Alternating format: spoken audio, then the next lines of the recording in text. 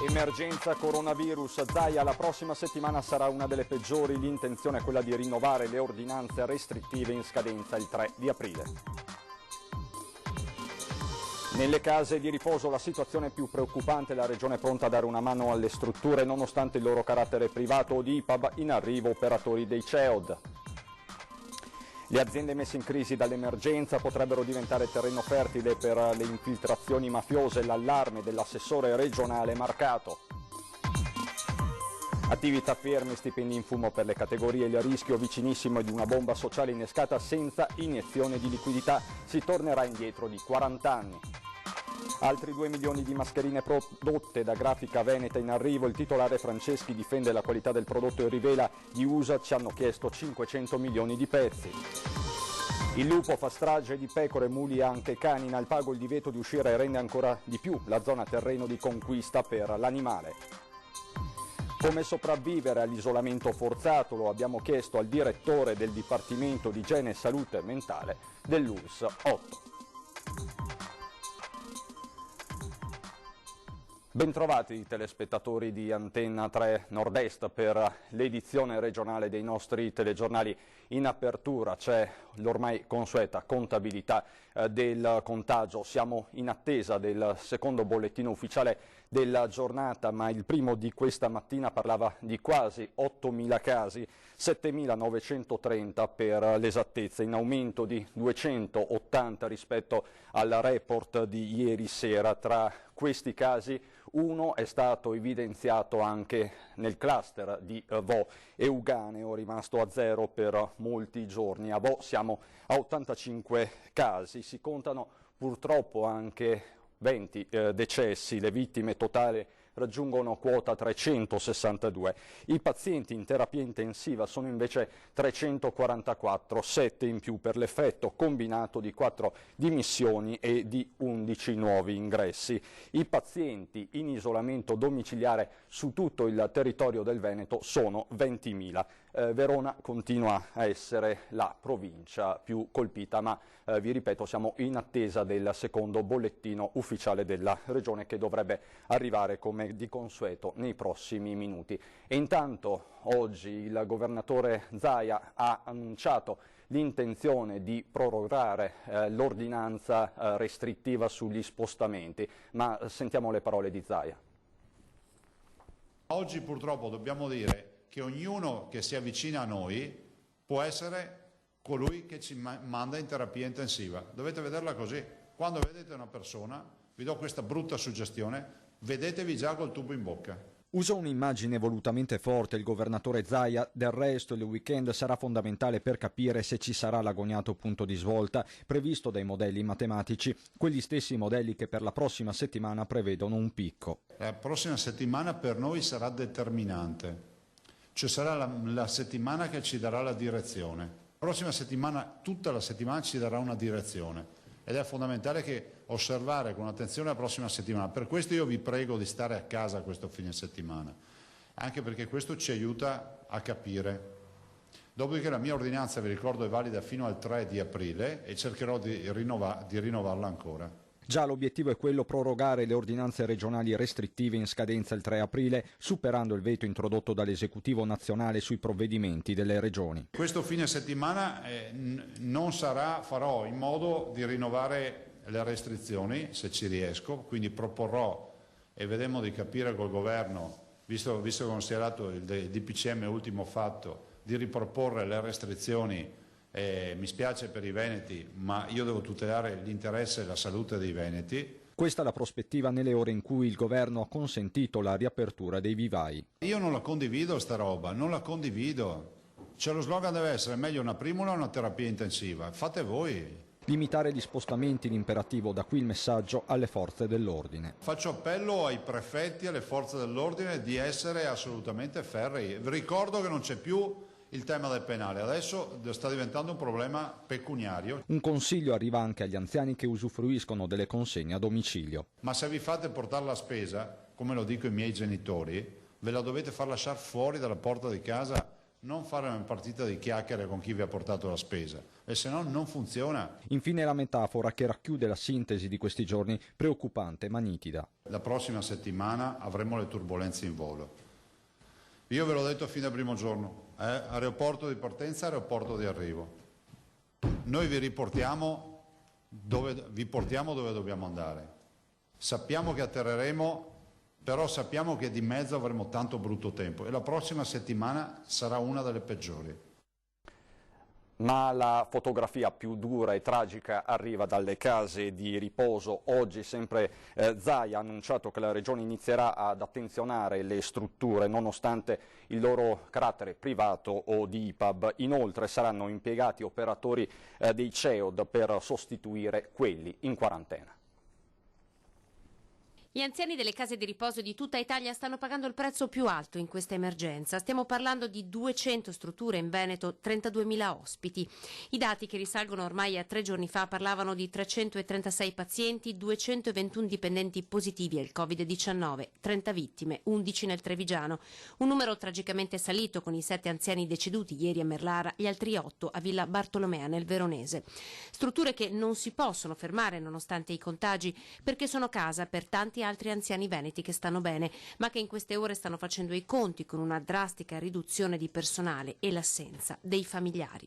Siamo molto preoccupati e dobbiamo verificare fino in fondo che siano ben separati i percorsi, dobbiamo verificare fino in fondo e avere la garanzia che questi pazienti siano assolutamente isolati rispetto agli altri che non sono positivi. Dobbiamo essere certi della messa in sicurezza dei cittadini che ci lavorano dentro. Fermo restando che la Regione lo fa volentieri, ci mancherebbe di più, ma che non passi l'idea che la mascherina che manca in una casa di riposo, che peraltro manca anche in ospedale, sia colpa della Regione. Che no. Noi le mandiamo le mascherine, quelle che abbiamo, ma voglio ricordare che non vietava nessuno che le case di riposo si riempissero di magazzini di mascherine.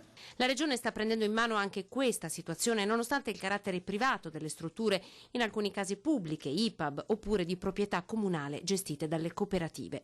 Per ovviare alla carenza di personale nella cura degli anziani, la Regione sta valutando anche di impiegare il personale impiegato nei CEOD oppure i centri semiresidenziali, ad oggi chiusi per effetto del decreto. Stiamo ragionando se riusciamo appunto a far sì che le persone che oggi sono a casa perché i centri sono chiusi possano andare di supporto in quelle strutture che oggi sono in difficoltà, e penso che per la settimana prossima riusciremo ad avere qualcosa su questo. Intanto, per i malati sintomatici in cura a casa, la buona notizia è che il Veneto, su autorizzazione dell'AIFA, inizierà la somministrazione in via precoce dei farmaci sperimentali contro il Covid, una prima grande arma a nostra disposizione. Qual è la filosofia? È che quando hai sintomi influenzali, stabilito che è un corona, ti avviamo un'infusione, e qui devo ringraziare per la collaborazione della rete dei medici di base, che va in questa direzione, cioè lo facciamo direttamente a domicilio, facendo in modo di limitare al massimo l'ospedalizzazione per quanto possibile. E tra tutte la situazione più drammatica è quella in casa di riposo a Merlara. È un bollettino di guerra ormai quotidiano. Mi ha appena telefonato il prefetto per confermare che la domanda è stata accolta dalla Protezione Civile Nazionale. Purtroppo le procedure sono lunghe, e nel senso che un tempo era l'ospedale militare di Padova che decideva, in questa occasione la decisione spetta alla Protezione Civile di Roma, sperando che nella mattinata di domani tutto possa essere operativo.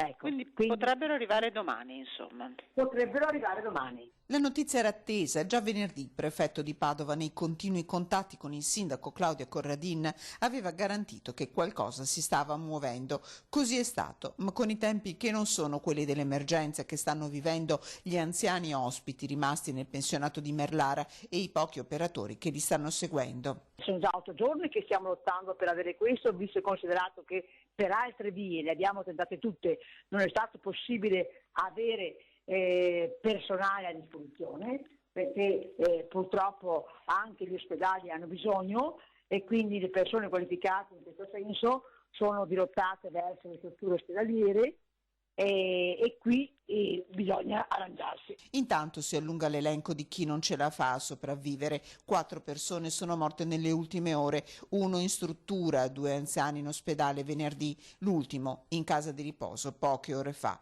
Nonni che lasciano per sempre merlare, con loro un grande vuoto. A questa casa di riposo serve aiuto, adesso anche economico. Per questo il sindaco lancia un appello per sostenere questa struttura attraverso i canali che condivide nel suo profilo social. Noi ringraziamo tanto chi si rende disponibile a questo, perché tutto serve, magari poco, ma qualsiasi donazione è utile per questa situazione. Domenica sono attesi gli infermieri dell'esercito e operatori addetti a lavori non di assistenza. Quanti si saprà nelle prossime ore.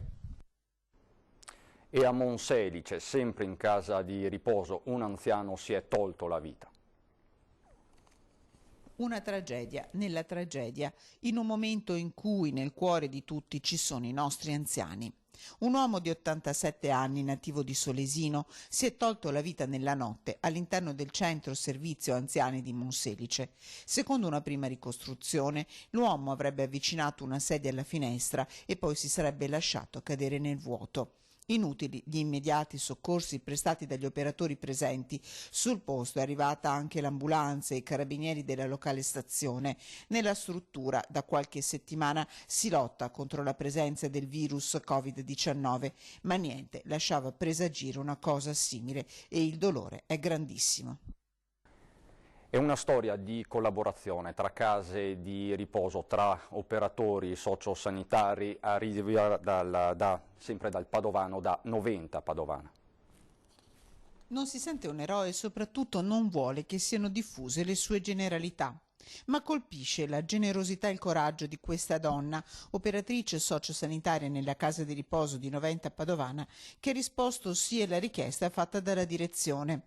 Nessun anziano ospite contagiato qui, ma la consapevolezza che molte residenze sanitarie sono in affanno e che l'arma vincente può essere solo una, la solidarietà. Ho contattato il sindaco di Monselice per chiedere se avrebbero ritenuto utile un supporto in termini di personale da parte nostra. Chiaramente la risposta è stata positiva e dopo aver un attimo analizzato assieme quali sono i dispositivi di protezione individuale che vengono utilizzati nella struttura, abbiamo sostanzialmente fatto una richiesta a tutto il nostro personale su base volontaria chi era disponibile eventualmente a un distacco presso la struttura di Monselice. I presidi per lavorare in sicurezza ci sono a Monselice, garantisce Cacciatori, che nella struttura ha affisso in bacheca l'avviso ricevendo subito una risposta. Tra i nostri collaboratori una persona si è resa disponibile ad andare a Monselice a supportare i suoi colleghi di un'altra struttura che stanno facendo turni massacranti ed è un eroe. Secondo me è un eroe perché sta dando l'esempio. Burocrazia eseguita a tempo di record, a breve l'operatrice prenderà servizio nella casa di riposo. La parte burocratica è già stata svolta alla velocità maggiore possibile, quindi sono già stati firmati tutti gli accordi per il distacco. Privarci di un operatore in questo momento non è facile. Lo facciamo, tutti quelli che restano in struttura, gli operatori, dovranno fare un piccolo sforzo in più, ma credo che lo faranno più che volentieri. Sono orgoglioso di rappresentare un team di collaboratori che lavora con passione e generosità tutti i giorni, soprattutto in questo momento di emergenza. Solidarietà, rete e collaborazione, uno strumento prezioso per le case di riposo.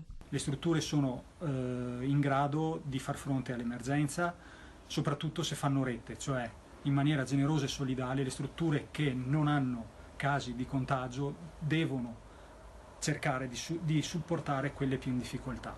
Fare rete in maniera generosa e solidale è la cosa più importante. Emergenza anche economica, con l'economia del Veneto che inizia a interrogarsi sulle pesanti ricadute dell'allerta, in particolare le difficoltà di accesso al credito delle aziende e le infiltrazioni della mafia che potrebbero caratterizzare le fasi della post-emergenza. La quarantena imposta all'economia dal coronavirus espone le nostre aziende a diversi rischi, alcuni dalle conseguenze potenzialmente molto serie e con i quali bisognerà necessariamente fare i conti nel post-emergenza. Oltre alla perdita di competitività, si temono in particolare due eventualità che potrebbero mettere in pericolo l'intero sistema economico veneto. Speculazioni economiche, infiltrazioni mafiose, due pericoli enormi, mortali per le nostre aziende, per la nostra economia. Dobbiamo stare molto attenti, dobbiamo stare attenti che non arrivino magari dall'estero, che non arrivino aziende che vogliono comprare magari a prezzo di saldo i nostri gioielli di famiglia, così come dobbiamo stare molto attenti e il sistema veneto, il sistema italiano deve mettere una griglia pesantissima al pericolo di infiltrazioni mafiose. Marcato ha lanciato l'allarme intervenendo in collegamento alla conferenza di Unioncamere sulle prime ricadute dell'emergenza coronavirus sul sistema economico veneto. Il presidente regionale di Unioncamere, Mario Pozza, ha criticato la mancata tempestività dell'Europa sul rilascio di liquidità a favore delle imprese in crisi. I decisori europei, ha detto, si stanno prendendo 15 giorni di riflessione e intanto la crisi si acutizza. Così, ha concluso, si rischia la fine dell'Unione Europea. Quando c'è una crisi grande, potente come quella che stiamo vivendo noi oggi, il rischio che la criminalità organizzata magari si sostituisca al sistema del credito o acquisti pezzi interi della nostra economia è un rischio reale. Quindi tutti noi dobbiamo mantenere alta la guardia e impedire che la criminalità organizzata metta le sue mani sudice sulla nostra economia. I punti su cui la Regione, che ha inviato al Governo le sue osservazioni, prepara la risposta all'emergenza, si basano su credito, microcredito, sburocratizzazione e modifica dei criteri di ripartizione dei fondi europei. All'Europa si chiede di rivedere le regole per l'accesso al credito, per dare possibilità agli istituti di erogare i finanziamenti con maggiore flessibilità e la sterilizzazione del rating per le aziende costrette a chiedere la moratoria. Sempre sul fronte economico parla addirittura di bomba sociale il presidente dell'Ascom di Treviso, senza soldi, imprese e cittadini, ma sentiamo le parole di Capraro. L'epidemia economica che è scoppiata a seguito della pandemia sanitaria e un primo focolaio, così stiamo nei termini che oggi vengono maggiormente utilizzati, un primo focolaio in ambito sociale. Se noi oggi non interveniamo velocemente e pesantemente in termini di volumi di liquidità su questo, abbiamo lo scoppio di un problema sociale che non saremo in grado di gestire. La situazione, se la cosa non si sblocca, quale sarà fra un mese secondo lei? Non è fra un mese, è domani mattina. E domani mattina, per quello che riguarda il commercio e i servizi, è il 1° settembre. E domani mattina, per quello che riguarda il turismo, ahimè, è il 1° marzo 2021. Questo è il nostro domani mattina. Noi dobbiamo proiettarci lì con le nostre teste e con i nostri programmi e la nostra pianificazione di impresa. È solo da lì che possiamo ripartire. Oggi aspettiamo un'iniezione di liquidità dalle dimensioni titaniche. Altrimenti? Altrimenti non ci troveremo tutti. Al 1° settembre non saremo tutti. Ci saranno meno imprese, non necessariamente le migliori, ci saranno meno imprenditori, ci saranno meno lavoratori occupati e scoppierà il problema sociale di cui sto già parlando, perché domani questa sarà l'emergenza da gestire e saremo impreparati, come ci siamo trovati impreparati a gestire la pandemia sanitaria. Bisogna partire per tempo. Gente quindi che non ha più stipendi, gente che non ha più di che vivere, questo è il concetto sostanzialmente. È evidente, mancando la liquidità si innesca un meccanismo per cui non circolano i denari che servono, ma i denari che servono a sopravvivere per le famiglie e a sopravvivere per le imprese. Il turismo sta vivendo forse una situazione peggiore degli ultimi anni, non oso tornare indietro al passato, ma una situazione del genere non l'ho mai vista, insomma non l'abbiamo mai vista. Allora, il turismo è stato il primo settore ad essere colpito, è il settore più pesantemente colpito e è l'ultimo settore che ripartirà. La stagione è completamente saltata. Ci ritroviamo, ripeto, domani mattina nel 2021 e ci troviamo nel 2021 così come eravamo, numeri alla mano, nel 1978. 1978? Le tendenze turistiche della Regione Veneto saranno quelle del 1978. Questi sono i numeri. Queste le parole davvero preoccupanti del presidente dell'Ascom di Treviso, ma ritorniamo a occuparci di una delle questioni fondamentali di questi giorni, le mascherine, perché Grafica Veneta oggi ne ha annunciate altre 2 milioni. Lo ha fatto il titolare Franceschi, che svela anche una commessa da 500 milioni di pezzi arrivata dagli Stati Uniti. Rinnoviamo oggi un'ulteriore fornitura di 2 milioni di mascherine e stiamo valutando dove riuscire ad ottenere ulteriori supporti per portare ordini ulteriori di ulteriori 2 milioni. Di fronte a persone che in ospedale lavorano 18 ore al giorno e non mollano mai, vogliamo anche noi fare la nostra parte. Dalla sede regionale di Marghera della Protezione Civile, Fabio Franceschi rinnova, anzi raddoppia l'impegno di Grafica Veneta nella produzione di dispositivi anticontagio da coronavirus, annunciando la fabbricazione di un secondo lotto di 2 milioni di mascherine destinate alla distribuzione in Veneto e respingendo le polemiche sulla loro efficacia. Noi siamo il primo produttore di libri in Italia, il terzo in Europa, il quinto nel mondo. Cioè non mettiamo la nostra faccia in un foglio di carta igienica. Questi prodotti solo di sperimentazione e quanto segue ci hanno costato una follia, però volevamo dare un prodotto che potesse essere una barriera all'altezza del ruolo. Mi dispiace che talvolta vedo i comuni in questo periodo stanno acquistando della carta igienica che stanno solo buttando via soldi. La mascherina prodotta a Tre Baseleghe, sostiene Franceschi, è una barriera di protezione del 98% e pesa 200 grammi, quando la maggior parte di quelle in commercio ne pesa 60.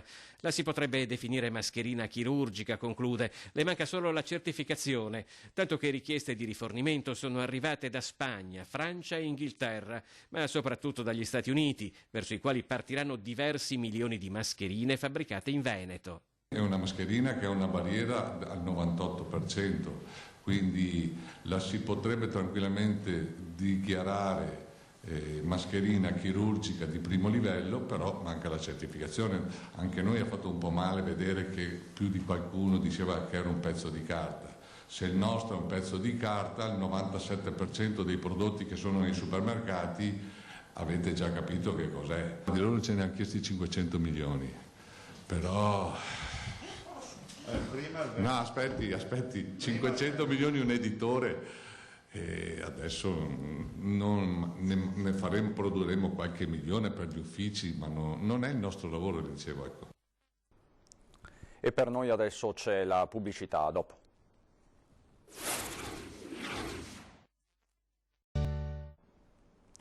Di nuovo insieme per parlare di un'emergenza nell'emergenza, quella dei lupi che continuano a colpire nella zona dell'Alpago. Noi sappiamo che il lupo può portare l'equilibrio, un certo equilibrio nell'ecosistema, ma probabilmente in quei ecosistemi dove non c'è tanta presenza dell'uomo e dei suoi allevamenti. Diventa sempre più difficile la convivenza con il lupo nei territori di montagna, che oggi il divieto di uscire ha reso luoghi di conquista del grande predatore. A Chiesa d'Alpago, sindaco e amministrazione sono seriamente preoccupati. In meno di 2 mesi il lupo ha sbranato 50 pecore, 2 muli, 2 cani e 18 daini custoditi in un recinto. Nelle altre zone della provincia gli allevatori denunciano una mattanza, le immagini sono eloquenti, pressoché quotidiana. Abbiamo preso paura perché negli ultimi 3 mesi la mattanza è stata importante. Non siamo abituati perché giustamente il lupo manca da 100 anni, no? E ho capito perché manca, perché probabilmente per quella civiltà contadina 100 anni fa era difficilissima la convivenza. Io oggi dico che non è che sia impossibile, però dobbiamo adeguarci. Dal Borgo ha preso carta e penna e ha scritto alle autorità competenti, provincia, regione e Ministero dell'Ambiente, per chiedere gli opportuni e previsti piani di gestione, controllo e contenimento dove necessario del lupo. Qui la situazione si fa seria, precisa Dal Borgo, poiché se non verranno attuate delle misure concrete in tempi celeri andremo incontro all'abbandono delle attività da parte degli allevatori con un conseguente degrado pericoloso del territorio. Abbiamo l'impressione che questi lupi siano dei lupi problematici, quindi abbiamo chiesto di il monitoraggio, sapere quanti lupi sono tra Chiesa del Pago e il Cansiglio. Ancora non mi è arrivata risposta, manderò la settimana prossima una lettera in Regione e al Ministero dell'Ambiente, perché è giusto che qua, se qualcuno vuole il lupo, però sapere quanti sono i lupi, e se qualche lupo è problematico bisogna monitorarlo e contenerlo. Se da un lato a Chiosa dal Borgo il lupo può essere un valido equilibratore della fauna selvatica, allo stesso tempo è fondamentale che venga preservato il paesaggio e la grande qualità ambientale del nostro comune montano, che è perfetta e indistricabile fusione del lavoro della natura e di secoli di lavoro dei montanari, senza il quale non si potrebbe avere questa straordinaria biodiversità che in molti ci invidiano. E alla vigilia di una nuova domenica di quarantena arriva anche un messaggio dal sindaco di Padova. Cari padovani, questo mio messaggio arriva a voi quando siamo a metà di una traversata nel deserto. Ma grazie ai vostri sforzi e alla nostra meravigliosa sanità pubblica, e anche grazie al prezioso aiuto di tutti voi, noi sappiamo che ce la possiamo fare. Parla dal suo studio, affacciato su un listone, cuore pulsante della città, semivuoto come accade tutti i giorni a Padova, il sindaco Sergio Giordani. L'invito ai cittadini è chiaro, non abbassate la guardia, non è ancora il tempo. Proteggere Padova significa innanzitutto stare a casa, per chi può farlo. Per tutti gli altri che lavorano nel pubblico e nel privato, e mandano avanti la comunità, chiedo e mi sto adoperando perché possano avere più elevata protezione. A tutti loro, agli eroi di ogni giorno, rivolgo un grazie dal profondo del cuore. Siamo in emergenza e in emergenza non si fanno polemiche, si lavora e basta. È il momento dell'unione questo, con l'obiettivo di uscirne tutti in salute, e il grazie va a ogni padovano. Vi ringrazio perché ci state aiutando senza divisioni. Ringrazio Conte, ringrazio Zaia, ringrazio i medici, gli infermieri, le autorità, i volontari, le forze dell'ordine e tutti quelli che sono in prima linea. La Giunta sta lavorando, aggiunge, distribuzione di mascherine, attivazione di un canale con la Cina per l'arrivo di dispositivi di protezione, sanificazione delle strade, vicini a chi ha bisogno, anziani, diversamente abili, poveri. Lavare le mani e stare a casa, l'invito pressante, e infine la speranza. Infine vi dico che non dobbiamo farci prendere l'ansia del futuro. Abbiamo già passato momenti duri, guerre, emergenze, e ci siamo sempre rialzati. È probabile che il mondo verso cui andiamo non sarà più quello che abbiamo conosciuto finora, ma consapevoli della nostra forza, ci rimoccheremo le maniche e risorgeremo. Già, ma come sopravvivere a questa quarantena e soprattutto cosa possiamo imparare? Lo abbiamo chiesto al direttore del Dipartimento di Igiene e Salute Mentale dell'ULSS 8, Andrea Danieli. È un'incredibile condizione collettiva questa, in cui realmente forse possiamo dire in questo momento possiamo sentirci realmente parte di una comunità. E dobbiamo essere comunità, no? Ma non perché è un principio etico, ma perché è una condizione oggettiva. Quindi sentirci solidali, sentirci presenti, comunicare, no? Sentirci parte di una comunità è veramente estremamente importante. Possiamo reagire riconoscendo le basi sicure della nostra esistenza, che non sono tantissime. No? Stiamo sperimentando l'eliminazione del superfluo e ci viene chiesto di vivere l'essenziale, la salute, no? I bisogni, no? e la protezione. C'è uno spazio di dinamicità, no? Ci può essere lo spazio del recupero, no? Delle reazioni, ci può essere lo spazio del recupero di una dimensione culturale, di un'introspezione, di un modo di osservarsi e di osservare quello che sta avvenendo, sospendendo anche un po' il giudizio, mettendosi in un'ottica un po' più pacata. Credo che questa crisi ci spinga alla sintesi, all'essenzialità, non solo nella vita, ma anche in senso psicologico.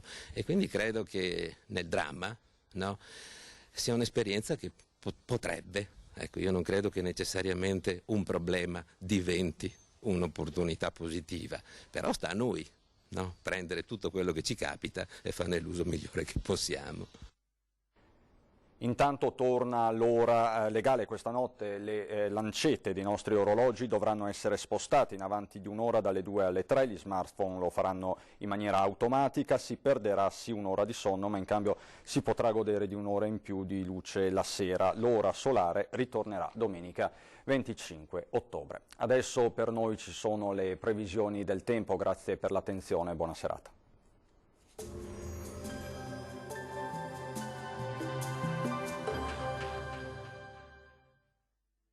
Bentrovati al meteo. Nuova perturbazione in arrivo domenica 29 marzo, tempo generalmente stabile, ma avvertiremo i primi effetti di un nuovo cambiamento del tempo. Nel dettaglio sul Veneto sarà asciutto e stabile con ampio soleggiamento, tuttavia nelle ore pomeridiane avremo più nubi sui settori montuosi anche con locali piogge possibili fin verso le pianure limitrofe. Vediamo anche le temperature, le minime saranno comprese tra 5 e 9 gradi, massime invece tra i 16 e i 19 gradi all'incirca. E ci spostiamo ora sul Friuli Venezia Giulia, tanto sole al mattino, anche qui al pomeriggio però potremo avere qualche precipitazione, specie sui monti. Temperature minime sui 5-8 gradi, massime invece sui 16-18 all'incirca.